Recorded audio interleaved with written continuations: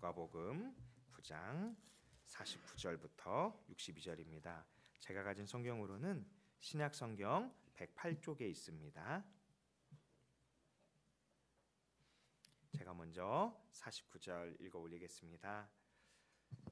요한이 여짜오되 주여 어떤 사람이 주의 이름으로 귀신을 내쫓는 것을 우리가 보고 우리와 함께 따르지 아니함으로 금하였나이다. 예수께서 이르시되 금하지 말라. 너희를 반대하지 않는 자는 너희를 위하는 자니라 하시니라. 예수께서 승천하실 기약이 차감해 예루살렘을 향하여 올라가기로 굳게 결심하시고 사자들을 앞서 보내심에 그들이 가서 예수를 위하여 준비하려고 사마리아인의 한 마을에 들어갔더니 예수께서 예루살렘을 향하여 가시기 때문에 그들이 받아들이지 아니하는지라. 제자 야고보와 요한이 이를 보고 이르되 주여 우리가 불을 명하여 하늘로부터 내려 저들을 멸하라 하기를 원하시나이까. 예수께서 돌아보시며 꾸짖으시고 함께 다른 마을로 가시니라. 길 가실 때에 어떤 사람이 여짜오되 어디로 가시든지 나는 따르리이다. 예수께서 이르시되 여우도 굴이 있고 공중에 새도 집이 있으되 인자는 머리 둘 곳이 없도다 하시고 또 다른 사람에게 나를 따르라 하시니 그가 이르되 나로 먼저 가서 내 아버지를 장사하게 허락하옵소서.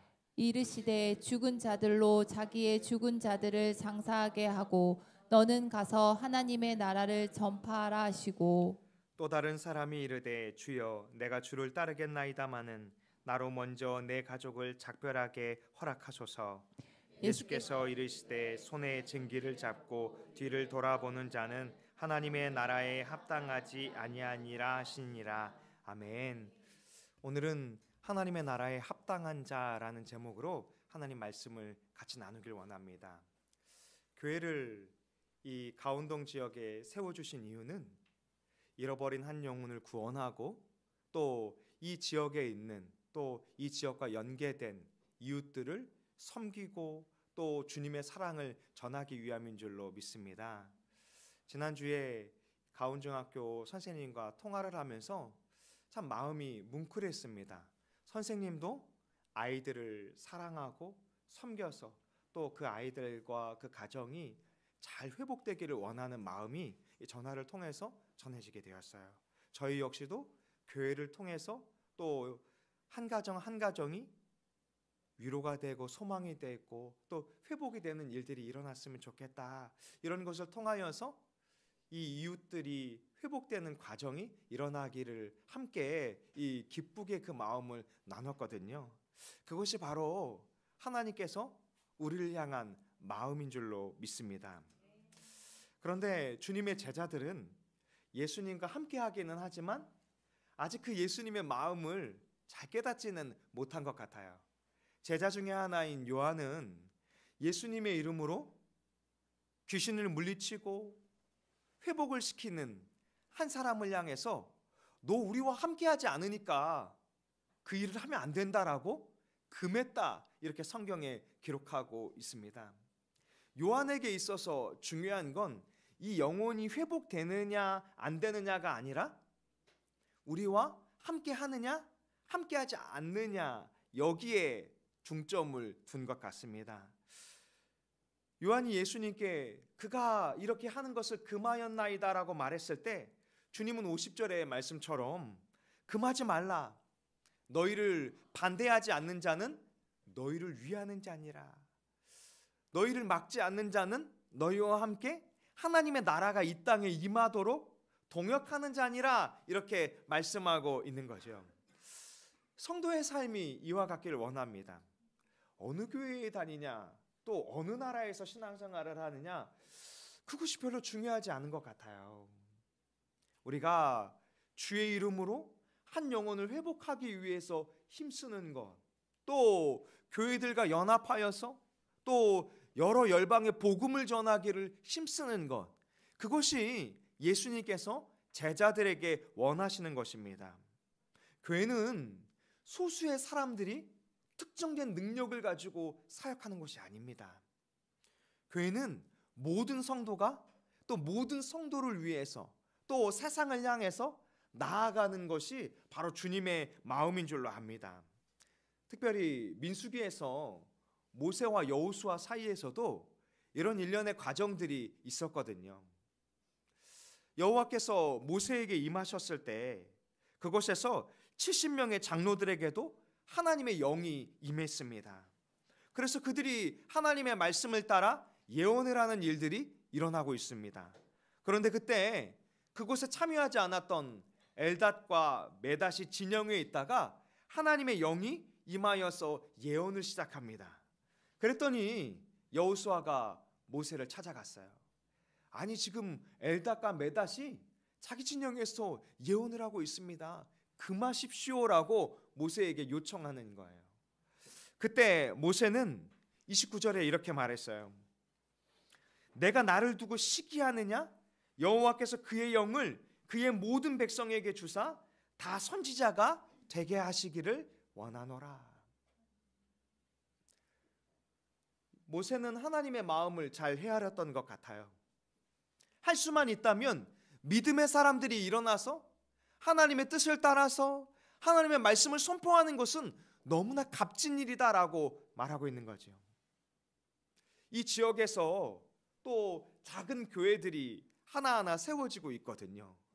할 수만 있다면 저희가 그 작은 교회들과도 연합해서 그 교회들이 저희와 함께 이 지역에서 건강하게 세워질 수 있도록 섬기는 것도 우리의 역할인 줄로 압니다.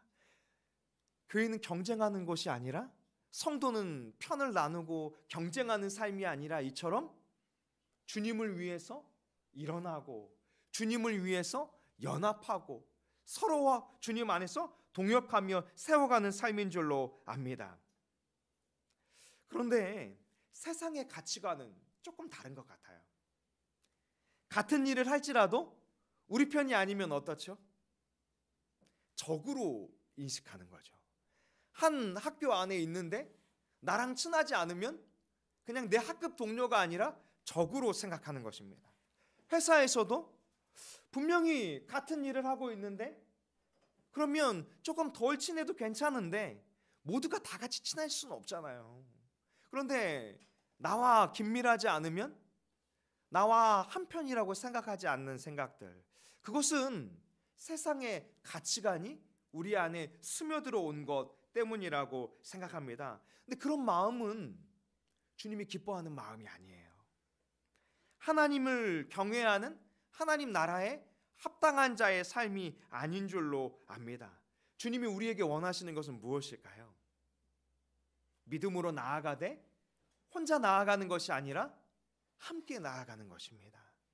우리가 함께 주님을 향해서 믿음의 길을 나아갈 때, 주의 교회를 세워갈 때 때로는 우리는 아직 이 땅에 살기 때문에 긴장감이 있을 수 있어요. 영적인 어려움들이 있을 수 있어요. 그러나 두려워할 필요도 없습니다. 우리가 예수님 안에서 함께 나아가고자 한다면 하나님은 합력하여서 선을 이루어 가실 수 있도록 역사해 주실 줄로 믿습니다. 바로 이처럼 믿음은 하나님이 우리 가운데 역사하신다는 것을 믿기에, 주님이 우리에게 말씀하셨음을 믿기에 그 길을 걸어가는 거예요. 풀러신학교의 리차드 마오 총장은 쉼없는 그리스도인이라는 연설을 한 적이 있어요. 여러분, 쉼없는 그리스도인이라고 하면 어떤 생각이 드세요? 주여, 참 힘들다. 이렇게 쉬지 않고 그리스도인으로 살아가야 하지? 이런 생각이 들지도 몰라요. 근데 여기서 말하는 쉼없는 그리스도인이라는 것은 조금 다른 의미를 얘기하는 거예요. 쉬지 않겠다 이런 얘기를 하는 것이 아니라 믿음의 길을 멈추지 않아야 하는 이유에 대해서 설명하고 있는 거예요. 하나님의 나라를 상속받는 예수 그리스도를 믿는 우리가 믿음의 길을 멈추지 않을 수 있는 이유가 무엇이냐 하면 주께서 우리에게 힘을 주신다는 거예요. 그리고 굽이굽이마다 어려운 계곡을 만나겠지만 그 계곡을 지나갈 수 있는 은혜를 주님께서 우리 가운데 부어주신다는 거예요. 그래서 그리스도인이 이 땅에 살지만 뒤를 돌아보지 않고 하나님 나라를 향해 합당하게 살아갈 수 있다라고 우리에게 말씀하고 있는 것입니다. 우리가 하나님 나라를 바라보며 꿈꾸며 살아갈 때 그런 마음이기를 원합니다. 내가 얼마나 더 뛰어날 것인가? 내가 얼마나 더 능력을 발할 것인가가 아니라 주님이 우리에게 말씀하시는 그 길을 따라서 함께 믿음의 길을 걸어가는 거예요. 오늘 예수님께서는 승천하실 기약이 찼다라고 말하고 있습니다. 51절에 보면 예수께서 승천하실 기약이 찼다. 예루살렘에 입성해서 십자가에서 우리의 죄를 대속해 주시기 위해서 죽으실 기한이 찼다라고 말하고 있는 것입니다. 그런데 그때 누가는 예수님의 마음을 이렇게 표현하고 있어요. 굳게 결심하셨다. 아무 생각 없이 당연한 것처럼 나아가셨던 것이 아니라 예수님도 하나님의 뜻을 이루기 위해서 굳게 결심해야 하는 순간들이 있다는 거예요. 마치 겟세마네 동산에서 하나님의 뜻을 이루기 전에 아버지여 이 잔을 내게서 거두어 주옵소서. 그러나 나의 원대로 마옵시고 아버지의 뜻대로 하옵소서. 그러니까 주님도 계속해서 믿음의 삶을 살아가는 것, 하나님 나라의 하나님의 독생자로 살아가는 것 가운데에서 이런 믿음의 굳은 결심들을 해야 하는 때가 있는 거죠. 오늘 우리의 삶 가운데에도 동일한 것 같아요. 당연하게 믿음으로 사라질 수 있을 것 같지만 우리의 현실은 어떻죠? 우리가 생각한 대로, 우리가 원하는 대로 믿음의 삶이 잘 작동되지 않을 때가 많이 보이잖아요. 마치 오늘 제자들의 모습처럼 하나님의 뜻이 어디에 있는가, 주님의 마음이 어디에 있는가가 보이기보다 자신들의 인간적인 마음들이 앞설 때가 많이 있었잖아요. 사도 요한이 그렇게 사랑의 사도로 살아갈 수 있겠지만 그 이전의 모습은 어때요? 오늘처럼 막 막아버리는 거죠. 내 편이 아니면 막아버리는 거죠.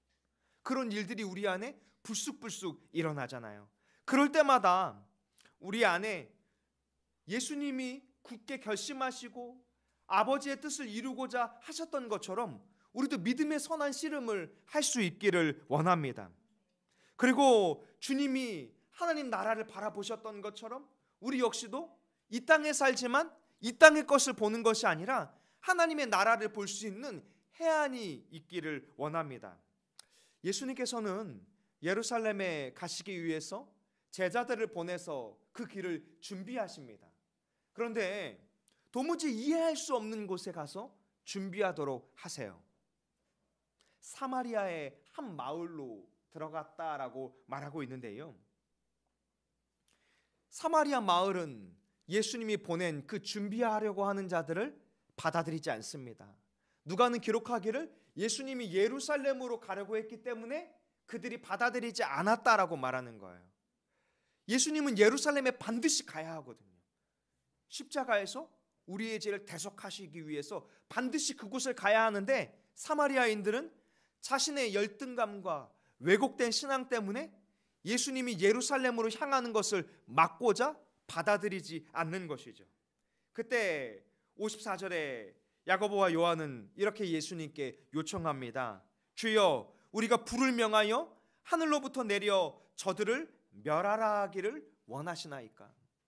예수님을 받아들이지 않는 사마리아의 마을을 진멸하는 것이 주님의 뜻입니까? 라고 물어보는 거죠.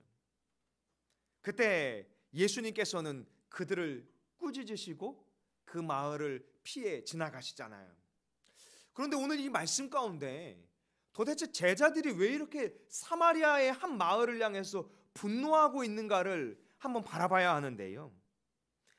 예수님을 받아들이지 않는 것 때문에 하늘에서 우레와 같은 번개를 내려서 그 마을을 진멸하는 것이 예수님의 뜻일까요? 사마리아인들을 부정하게 생각하는 그 마음이 야고보와 요한에게 있는 그 분노의 버튼을 작동시켰던 것입니다. 예수님께서는 그들이 받아들이지 않는다 할지라도 분노할 것이 아니라 그들을 향한 주님의 마음을 품어야 한다라고 제자들에게 알려주시고 싶으셨던 거예요. 사마리아의 이야기가 있었던 것을 같이 보길 원하는데요. 요한복음 4장에 보면 예수님께서 유대 갈릴리로 가시려고 하실 때 일부러 제자들에게 사마리아를 통과해야 하겠다라고 말씀을 하시는데요. 바로 사마리아 수가성에 있는 그 우물가의 한 여인을 만나고 싶었던 거예요. 4장 7절인데요. 사마리아 여자 한 사람이 물을 기르러 왔음에 예수께서 물을 좀 달라 하시니. 여러분, 이 여인이 어떤 여인인지 잘 알고 계시죠? 남편이 5명 있었고 지금도 한 남자와 함께 있지만 그는 남편이 아니었던, 주님이 그에 대해서 이렇게 말하고 계신데 이 여인은 부정함에도 불구하고 예수님은 왜 이 여인을 만나고 싶어 하실까요? 주님은 이 여인이 거룩해서 사마리아에 가서 이 여인을 만나려고 하는 것이 아닙니다. 이 여인이 죄인이지만 이 여인을 구원하기 위해서 사마리아를 향해 나아가셨던 거예요. 그런데 당시 유대인의 문화는 그것을 이해하기가 어렵습니다. 유대인들에게 있어서 사마리아인은 이 혈통적으로 이방인과 혼혈되어서 부정하게 여겼거든요. 요한복음 4장 9절에 보면 사마리아 여자가 이르되 당신은 유대인으로서 어찌하여 사마리아 여자인 나에게 물을 달라 하시나이까? 유대인이 사마리아인과 상종하지 아니함일러라. 유대인들은요, 어느 길을 걸어갈 때 이렇게 최단 거리에 가까운 길이 사마리아와 겹쳐 있으면 늦게 가더라도 이렇게 빙 돌아갔다는 거예요. 자신들은 거룩한 하나님의 선민이고 이 사마리아인들은 이방인들과 혼혈된 부정한 백성이라고 생각했던 거예요. 그래서 그들과는 말도 섞지 않고 상종도 하지 않았다라고 성경은 기록하고 있는 것이죠. 그러나 그것이 주님의 마음이냐는 거예요. 그것은 주님의 뜻이 아니라고 이야기하시고 싶은 거예요.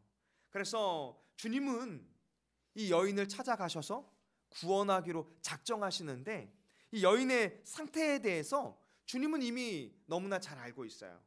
4장 18절인데요. 너에게 남편 5이 있었고 지금 있는 자도 내 남편이 아니니 내 말이 참되도다. 이 여인이 부정한 것을 몰라서 찾아가신 것이 아니라 이 여인이 죄인임을 알지만 주님은 그 죄인을 구원하기 위해서 가신 거죠. 그래서 성경은 표현하기를 내가 병든 자를 고치기 위해서 의사로서 이 땅에 오셨다라고 예수님께서 말씀하고 있는 거예요. 그런데 이 여인의 상태가 좋지 않아요. 이 여인은 스스로도 많은 상처와 아픔이 있는 여인입니다. 그래서 사람들의 눈에 띄는 것을 극도로 싫어했어요. 이 사막과 같은 이 사마리아에서 한낮에 정오에 물을 뜨러 우물가에 왔다고 생각해 보세요. 아침에 와도 되고 또 해가 다 진 이 노을이 질 때 와도 되잖아요. 그런데 이렇게 한낮에 온 이유가 뭘까요? 자기 사마리아 사람들에게 정죄받는 것이 싫은 거예요. 이 여인이 어떤 삶을 산지 그 마을 사람들은 다 알고 있거든요. 그러니 그 마을 사람들에게 정죄받고 상처받는 것이 싫어서 한낮에 아무도 없을 때 물을 뜨러 온 거죠. 그런데 그런 여인을 향해서 예수님은 일부러 찾아오셨던 거예요. 그리고 이렇게 14절에 말씀합니다. 내가 주는 물을 마시는 자는 영원히 목마르지 아니하리니 내가 주는 물은 그 속에서 영생하도록 솟아나는 샘물이 되리라. 예수님이 주고 싶었던 것은 이 우물가에서 뜰 수 있는 우리가 마시는 물이 아니에요. 이 여인은 예수님을 통해서 예수님, 더 이상 이 더운 날에 사람들의 눈치를 보며 우물가에 오지 않도록 그 물을 주옵소서라고 말했지만 예수님이 이 여인에게 주고 싶었던 물은 생수의 강이 넘쳐 흐르리라 하신 것처럼 예수 그리스도를 믿어 죄사함을 받고 하나님 앞에 의로운 자가 될 수 있는 그 은혜의 물을 주시고자 한다라고 말씀하고 있는 거예요. 바로 이 일을 위해서 우리가 부르심을 받은 거예요. 주님은 하나님 보좌 우편에 가시면서 너희가 이제 땅 끝까지 이 제자의 삶을 살아야 한다라고 우리에게 가르쳐 주신 것입니다. 여기에 대해서 또 다른 비유로 예수님께서 말씀하시고자 하는데요. 누가복음 15장에 보면 세리와 죄인들이 예수님의 말씀을 들으러 왔을 때 바리새인과 서기관들은 예수님을 향해서 수군거렸어요. 아니, 어떻게 죄인들과 같이 음식을 먹을 수 있지? 어떻게 죄인들과 함께 교제하려고 하는 거지? 이런 생각을 품었던 것입니다. 그 당시에 이 세리는 백성들의 돈을 갈취하는 사람이었잖아요. 세금을 과하게 물려서 부자가 되려고 했던 이 삭개오와 같은 사람이었잖아요. 그런데 주님은 그 영혼조차도 구원받기를 원하셨던 거예요. 여기에 대해서 도무지 받아들일 수 없는 이 비유를 통해서 예수님께서 한 사람을 가리키는데요.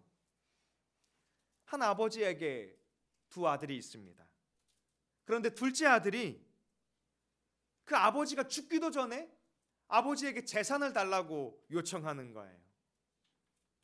우리의 문화에서도 내가 살아있는데 내 아들이 나에게 재산을 달라고 하면 기분이 나쁠까요? 좋을까요?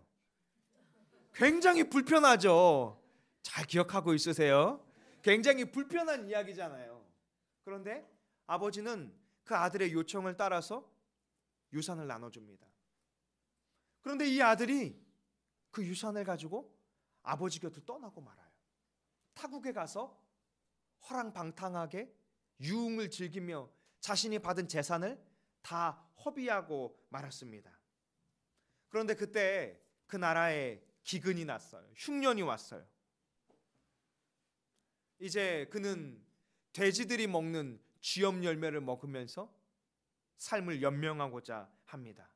그런데 흉년이 되니까 주인들도 돼지들이 먹는 쥐염 열매조차도 이 둘째 아들에게 주지 않아요. 그때 아들은 결심을 하고 아버지께 돌아가기를 고백하고 있어요. 누가복음 15장 18절의 말씀인데요. 내가 일어나 아버지께 가서 이르기를 아버지 내가 하늘과 아버지께 죄를 지었사오니 지금부터는 아버지의 아들이라 일컬음을 감당하지 못하겠나이다.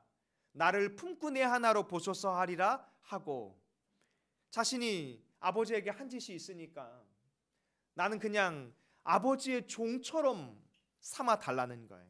우리 아버지는 인자하니까 종에게도 먹을 양식을 주시겠지 이런 기대를 둘째 아들이 하고 있는 거예요. 그런데 아버지의 생각은 조금 다릅니다. 20절에 보면 이에 일어나서 아버지께로 돌아가니라 아직도 거리가 먼데 아버지가 그를 보고 어떻게 아버지가 거리가 먼 이 길에서 그 아들을 알아볼 수 있을까요? 아버지는 자신을 떠난 그 아들을 계속 기다리고 있는 거예요. 그리고 측은히 여기며 달려가 목을 안고 입을 맞추었다라고 말합니다. 자신에게 종으로 삼아달라는 이 둘째 아들, 자신에게 유산을 가지고 나아가겠다고 했던 이 둘째 아들을 사랑으로 품어주시고 또 22절은 이렇게 말합니다. 아버지는 종들에게 이르되 제일 좋은 옷을 내어다가 입히고 손에 가락지를 끼우고 발에 신을 신기라. 혼낼 줄 알았는데 정죄받을 줄 알았는데 이 아버지는 둘째 아들을 사랑하고 가장 좋은 옷을 입혀주고 손에 가락지를 끼웠다는 것은 그가 여전히 나의 아들임을 종들로 하여금 증명하게 하는 장치입니다. 여러분 이 아버지의 모습을 바라볼 때 누가 떠올리시나요? 하나님 아버지가 우리를 구원하시는 마음이 바로 이와 같은 거예요. 우리가 거룩한 행위를 해서도 아니고 우리가 대단해서도 아니고 우리가 잘나서도 아니에요. 우리는 둘째 아들처럼 늘 주님 앞에 거스르고 외면할 때가 참 많이 있잖아요. 그런데 주님은 우리를 정죄하지 않으시죠. 오히려 하나님의 자녀로서 하나님 나라의 기업을 이을 상속자로서 우리가 살아갈 수 있도록 인도해 주시는 줄로 믿습니다. 그런데 예수님께서 길을 가를 때 어떤 사람이 어디로 가든지 나는 주를 따르겠나이다 이렇게 말하고 있습니다. 이 고백은 자신이 누가 되겠다는 걸까요? 제자가 되고 싶다 이런 얘기를 하고 있는 거예요. 그러면 주님이 칭찬을 해주실 것 같은데 주님은 칭찬하지 않고 다른 이야기를 하세요. 58절에 보면 예수께서 이르시되 여우도 굴이 있고 공중에 새도 집이 있으되 인자는 머리 둘 곳이 없도다. 애야, 제자의 삶은 너무나 귀하고 값진 것이지만 때로는 들의 새와 들짐승보다도 못한 삶을 살아갈 수도 있는데 그래도 너 제자의 삶을 살겠느냐라고 묻고 있는 거예요. 여러분, 예수 그리스도의 제자가 된다라는 것은 이 땅에서 잠시 잠깐 나그네의 삶을 산다는 거예요. 우리는 하나님 나라에서는 상속자이지만 이 땅은 우리의 소유가 아니잖아요. 그래서 이 땅에서는 긴장감을 가지고 살아갈 수밖에 없어요. 그런데 그럼에도 불구하고 예수님을 믿는 삶을 살겠느냐 묻는 거죠. 여러분, 그 물음 앞에 아멘으로 고백하며 나아갈 수 있길 원합니다. 예수님의 제자가 된다라는 것은 나의 삶의 일부를 드리는 것이 아니에요.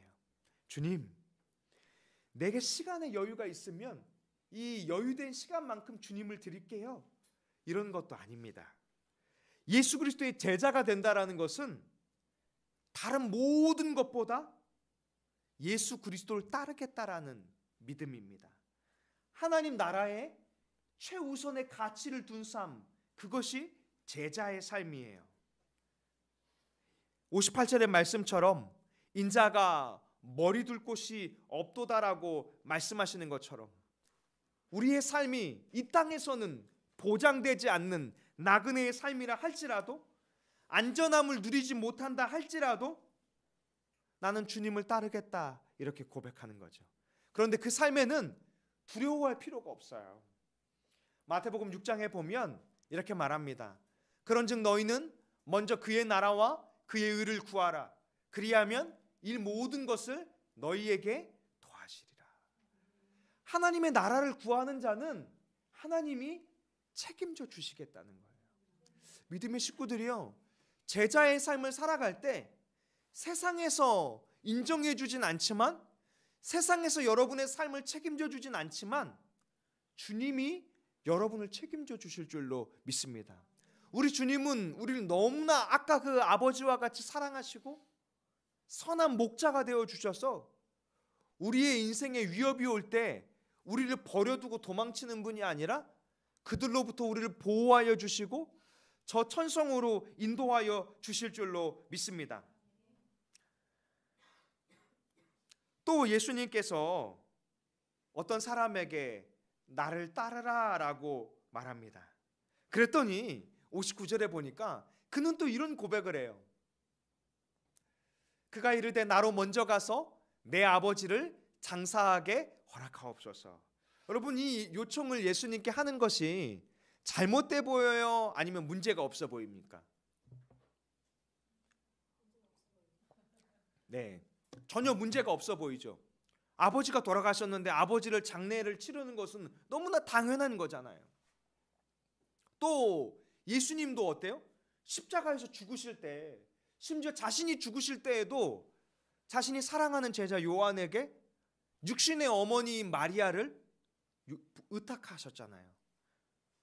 내 어머니다라고 요한에게 말하면서 이 마리아를 잘 부탁한다라고 말했던 주님, 또 내 부모를 공경하라라고 하셨던 이 말씀은 성경의 가장 중요한 말씀 중에 한 가지잖아요.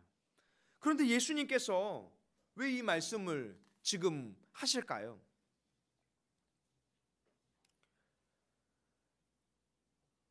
60절에 보면 이르시되 죽은 자들로 자기의 죽은 자들을 장사하게 하고 너는 가서 하나님의 나라를 전파하라 이렇게 말합니다. 다소 받아들이기 어렵죠. 또 다른 사람에게 주님이 만나셨을 때 그 사람은 또 이제 주님께 이렇게 요청합니다. 61절에 보면 또 다른 사람이 이르되 주여 내가 주를 따르겠나이다마는 나로 먼저 내 가족을 작별하게 허락하소서. 여러분, 예수님을 따르러 가는데 가족과 인사하는 것이 문제가 될까요? 전혀 문제가 되지 않는 일이죠. 그런데 그런 요청을 하는데 62절에 예수님은 이렇게 말씀합니다. 예수께서 이르시되 손에 쟁기를 잡고 뒤를 돌아보는 자는 하나님 나라에 합당하지 아니하니라. 사실 이 두 가지의 말씀은 예수님이 제자들에게 특별한 의미를 가르쳐 주시기 위해서 한 것입니다. 내 부모를 공경하지 말라거나 내 가족들과 교제를 하지 말라거나 이런 의미로 이야기하신 것이 아닙니다. 이 말씀을 처음 우리에게 시작하실 때 상황이 어땠는지를 한번 떠올려 봐야 하는데요. 51절에 보면 예수께서 승천하실 기약이 차감해. 예수님이 이제 며칠 뒤면 십자가에 못 박혀서 죽으실 때가 임박했다는 거예요. 그러니 장례를 하고 오면 예수님은 이 땅에 계실까요? 안 계시죠. 또 가족들을 찾아 만나고 교제를 하고 오면 그때를 놓칠 수 있다는 거예요. 이 말씀은 하나님 나라의 긴박하고 긴급한 상황을 역설적으로 제자들에게 가르쳐 주시고 싶은 거예요. 이 땅에서 살아가고 가족을 돌보고 함께하고 삶을 살아가는 것은 너무나 당연한 것이지만 그것보다 먼저 하나님 나라의 가치에 마음을 두어야 한다. 예수 그리스도를 따라야 한다. 제자의 삶을 살아가야 한다라고 우리에게 말씀하시고자 하는 것입니다. 사랑하는 믿음의 식구들이요,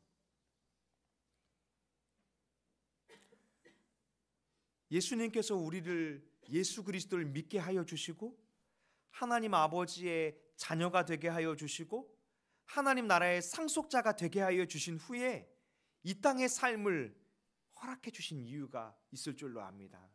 그것은 하나님 나라의 거룩한 백성으로서의 삶을 살아가기를 원하시는 거예요. 주의 제자의 삶을 살다가 하나님 나라에 가기를 원하시는 거예요.